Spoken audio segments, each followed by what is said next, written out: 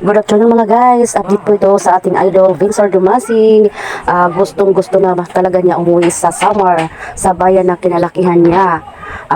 Dito po sasabihin niya na bago po mag-accept siya ng mga guest ay kailangan uuwi muna siya sa Northern Samar at doon miss na siguro niya ang kanyang bayan. At marami din siyang mga pinasalamatan, yung mga nag-sponsor, mga nagbigay ng tulong sa kanya, yung video ukihan, saka mga damit at iba pa. Nagpapasalamat siya at lalo na sa mga sumusuporta. Sobrang mahal na mahal siya at waiting lang kami dito idol. Antayin ka namin hanggang sa pag-uwi mo dito sa Northern Samar. Thank you, God bless you at ingat po. Walang mainip idol at andito lang kami. Lagi mo kaming kasama kahit anong oras at hindi ka nag-iisa. Kasama ka namin sa hirap at ginawa. God bless you po. Pwede umuwi po muna ako then kasi gusto ko rin po makita yung mga sumusuporta sa akin doon sa Samar. Yan. Thank you so much po, Northern Samar. Salamat po sa suporta ninyo na ibibigay sa akin. Hindi ko na siya shout out. Pasensya na kasi ang dami. Si Droada. Pura pakakauli, pare. Mimingaw na. Yung I Can See Your Voice, inabangan ko talaga yun, mga ka-idol. Inabangan ko yun kasi kala ko ipapalabas nila Saturday or Sunday. So sabi nila hindi pa daw yun may papalabas kasi naka-line up daw yun, sabi nila. So kapag nandun ako hanggang ngayon inaabangan ko, Sabado, Linggo, inaabangan ko yung I Can See Your Voice. So, gusto ko makita doon. Grabe nakakatawa talaga doon. Yung experience ko sa I Can See Your Voice, ang saya, parang naglaro lang kami doon. Naglaro lang talaga. Nandun po siya. Umuwi na si Abudi. Pinauwi na siya kasi tapos na siya mag-listing sa Showtime. Then ako, sabi nila, pwede na daw ako umuwi. So, ang hinihintay ko na lang ngayon is kung kailan yung flight ng Qatarman. Kapag may flight yung Manila to Qatarman, so yun, uuwi na ako. So, wala pang eksaktong schedule kung kailan ako uuwi. So, pero sabi nila, pwede na daw ako umuwi. Gusto ko rin po kasi umuwi kasi na-miss ko na yung bahay namin. Ang saya doon ang saya kasi during commercial, nung nagko-commercial, kinakausap ako nila Kois Jong, nila Kois Bong, kinakausap ako nila Mimi Vice, kinausap ako ni Ate Karil, kinausap ako ni sino pa yung kumausap sa akin? Si Ryan Bang, kinausap ako. So, parang napakaganda kahapon ng araw ko, nakausap ko sila.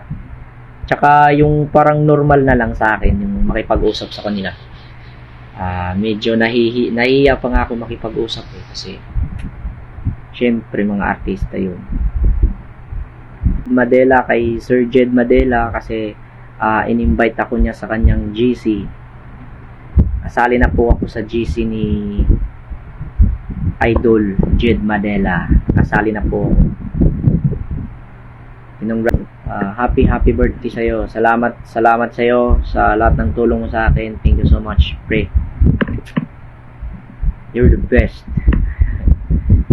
Salamat, Abudi. Nung nag-guest ako sa I Can See Your Voice, ang audience ko si Abudi. Nung nag-guest naman siya sa Showtime, ako naman yung audience niya. So nagpapalit-palitan lang kami kung sino yung may guest. Palagi kami magkasama pa rin. Pero kung sino yung guest, audience yung isa. So parang magkasama na din kami. Sinabi ko na sa Showtime na gusto ko bukas. Gusto ko na talaga umuwi bukas, sabi ko. Kasi kahapon nag-chat sa akin na pwede na daw umuwi, pwede na muna umuwi. So sabi ko, tinanong ako, kailan ka namin i-book? Sabi ko, Thursday. Bali bukas, gusto ko talaga bukas umuwi. Kaso hindi pa siya nagre-reply kasi inaalam pa nila kung mayroon flight yung Manila to Katarman. So excited na akong umuwi. Damit. Hindi yung pwede lahat dalhin dun sa ano yan, sa eroplano. Mahirap yun. Hindi yung pwede. So, binigyan ako ng luggage ni Abudi para meron daw ako mapaglagyan. Actually, gusto ko sana ipakita kaso ang gulo ng kwarto ko dito ngayon. Magulo.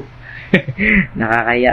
Yung iba, ipupunta ko dun sa ate ko tapos ipapasakay ko na lang sa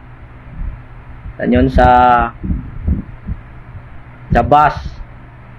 Tapos doon na lang salubungin na lang. Meron akong maleta dito, binigyan ako niya. Mabait talaga si Abudi.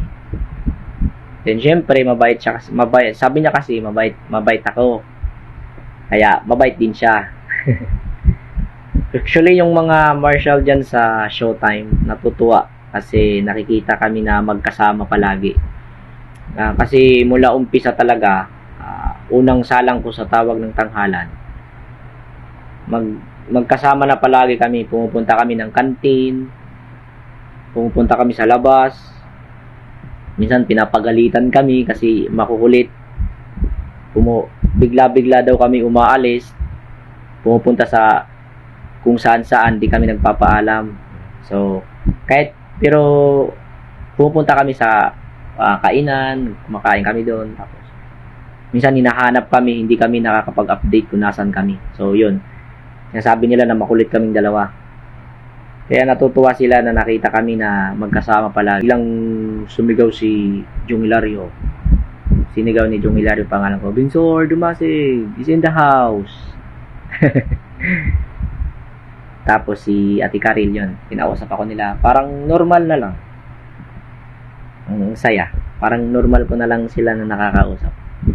Hindi tulad dati na hindi ako makalapit. Hindi tulad dati na nahihiya ako. Ngayon, syempre nahihiya pa rin kasi syempre mga artista yun. Hindi ko lang ini-expect na ganun mangyari. Kapag naglalakad ako doon sa Robinson, palaging merong na nakakakilala. So, parang nagugulat ako. Hindi ako sanay-sanay ganun. Ang dami. Tapos, pag meron sa akin sumasalubong, tinatanong agad ako nila, ikaw ba yung kumanta sa Showtime? Yes, ma'am. Tapos, lahat ng sinasabi nila, grabe, napaiyak ako sa kanta mo. Halos lahat na